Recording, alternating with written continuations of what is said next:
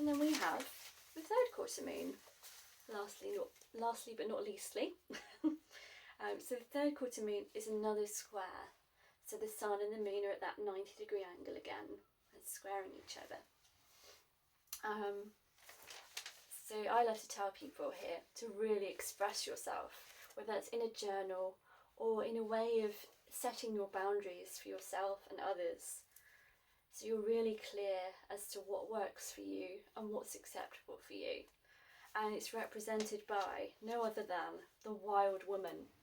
So she's that archetype that is not so accepted by society.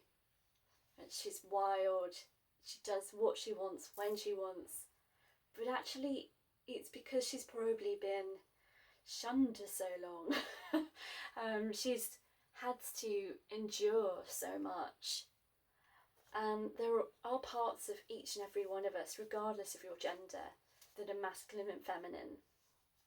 And as I say, the masculine luminary is the sun, with its active yang energy. And the sun has that life force energy. It's the essence of what makes everything thrive and grow. But the moon is also very important because it sets our night, our sleeping and waking cycles. So the technical term for sleeping and waking cycles is the circadian rhythm. But also with the moon, we have that more inward internal energy, reflectiveness, the intuition, being receptive and open to what arises. So we have the two always balancing and offsetting each other, and thus the polarities to work with. Okay, so the third quarter moon, we said it's a wild woman, and the third quarter moon is 7 days after that full moon.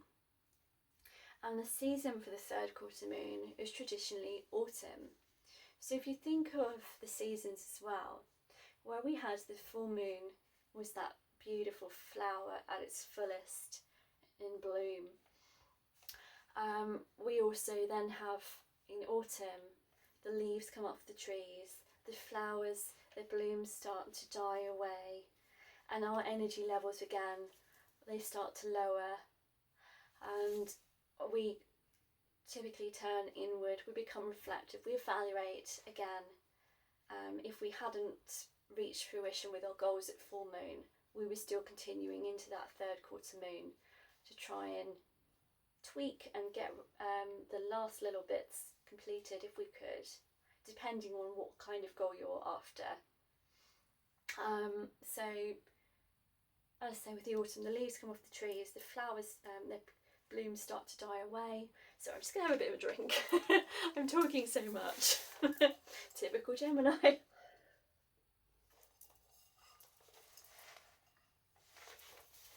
Yeah, and then things naturally have to wax and wane like the moon does.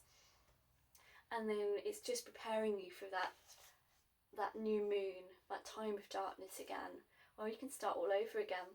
We can start a new intention to work with if we so choose.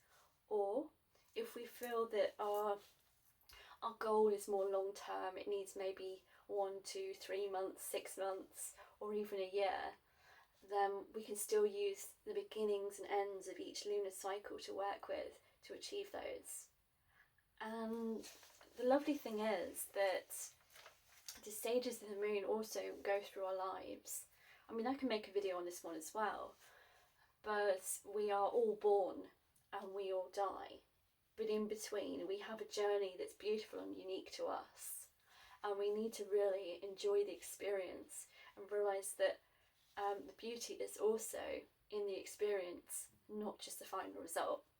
And what I love about the moon is that you can use that cosmic timer to be conscious, to be present, and really to feel into each stage. But each stage of the moon relates also to a period in our lives, because we are all cyclical beings. We are, what I like to say, and feel free to look up who said this, but we are spiritual beings having a human experience.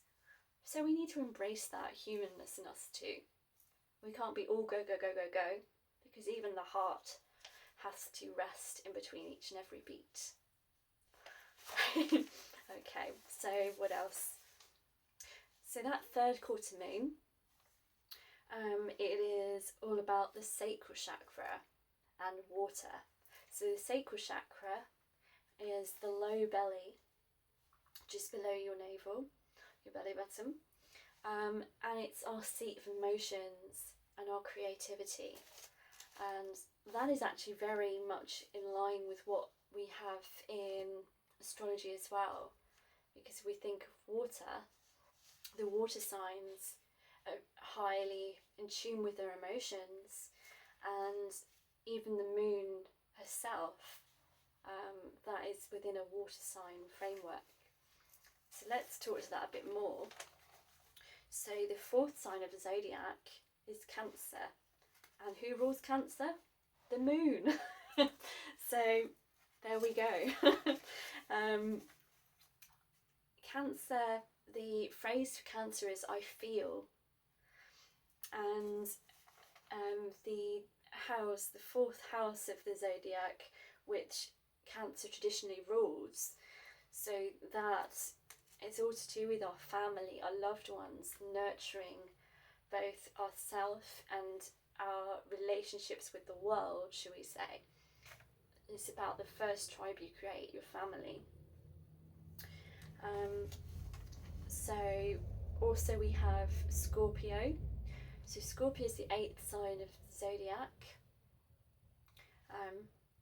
represented by the scorpion. And Cancer's the crab, with its hard shell and its soft interior, its beautiful emotional centre, but its protective outer shell. And the Scorpio, beware of the sting. Of course, that's not true for everybody. That might be the low road of Scorpio. So basically, Scorpio is I desire. So it's about your desires, be those regards to your joint money, your sex, your taxes, anything taboo, anything that's really subconscious, because the water signs like to look at the subconscious. And we also look at inheritance here as well. So there's a lot to think about with the 8th house. And if we were to look at numerology, which is something I've briefly looked into as well, another divination tool or spirituality practice, shall we say, the number 8 is also in tune with the infinity symbol because the number 8 on its side creates that infinity symbol, which is all about eternal life. And it's really a powerful number to have, which is why when people do chanting in Sanskrit, or even in English if you feel more comfortable, we often use 8 or 9 as powerful numbers. I'd have to look up the numerology for 9, but it's also a very powerful number. But yeah, you do 8 repetitions of that particular phrase, shall we say, although technically chanting sounds rather than phrases, but they can be worded as they are in the ancient language of Sanskrit, which links me back to yoga again. Yeah, so I found, as you would see in my Shoot for the Moon speech, if you want to watch it, that yoga and spiritual practices, they've really healed my childhood trauma and childhood wounds, which actually, regardless of whether we are knowledgeable or aware of, our childhood can really shape our future. And there are lessons to learn throughout our entire life, based on what we've learned when we were growing up. And of course we can heal anything we like within ourselves, should we want to. And should we actually be brave enough to do so.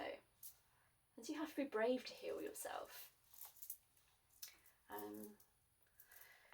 What else would I like to tell you about that one? So we've discussed the signs, the water signs, and we've looked at the chakra representation. So within the third quarter moon, I would say it's great to practice discernment. Really be discerning as to what you want, what you need, and how you want to continue, and what you really want to bring with you that you've learnt, because we are always learning and growing, from this lunar cycle into the next one. And of course, whatever doesn't serve you, leave it behind, release it, let go. So some of the practices you could use are meditation, of course. What else? Oh, really tidying up your home, your environment, your mental processes, your thoughts, your feelings, really being clear. So I like to do a brain dump journal here. Just let it out and let go. I think that's us almost coming to a close. So I hope I've given you some things to think about. And remember that we are all within oneness. We are all interconnected, as we are with nature, with the animal kingdom, the world around us. So what we do really impacts the life of everybody and everything around us. At the end of the day, we're all energy. I think it was Carl Sagan that said we're all made of star stuff. So that's something for you to ponder if you should so choose. Anyway, thank you for watching. If you've made it right the way through to the end, remember to click the like, the subscribe and the notification bell so you don't miss future content. And thank you. I love you. I really appreciate you. Have a wonderful rest of your day. Take care. Namaste.